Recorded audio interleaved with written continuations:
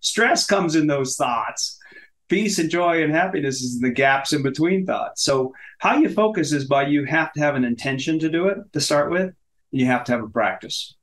It doesn't have to be meditation, but meditation for busy professionals is, in my experience, a practice that works. Now, everybody won't do it, so you have to have some other practices too. But so what you do is you start by focusing on something else. Like in a meditation, you'd focus on your breath.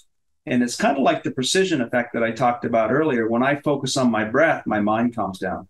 The first thing that happens, though, is I start noticing those thoughts. Most people, I'm running a leadership group with 18 leaders right now, and they're just starting the practice, and they're going, God, I can't do this. My mind's going crazy. And I say, no, you don't get it.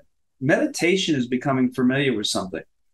You are doing it. Were you noticing those thoughts have been like that? You just haven't noticed. You've been tied up in it and thought that that's what your identity was and what's going on. We look to make a separation between those thoughts and that craziness and ourselves, which is more in the realm of consciousness and presence. I have thoughts and my mind goes, but I don't have to be tied up in that all the time. So, and the more that I let that go and focus on something else, like my breath or something else, the more the mind calms down over time. The other thing is, it doesn't happen overnight. It's a process. Our program's 9 months. I think it takes about a year of mindfulness with a good practice. We start with 2 minutes because longer than that can be counterproductive because our minds are so crazy. If I sit down and try to do 20 minutes the first time, I'm like, holy God, that's like a nightmare, Yeah. But a couple of minutes, I can get in there and see what it is and then go on about my day. And the more important thing is consistency. Can I do it daily, 5-6 times a week or something? A little bit, start with 2 minutes. And when that gets so it's a habit, move to 3, 4, 5 minutes. When we take, 9 months to get people up to 10 minutes, regularly, because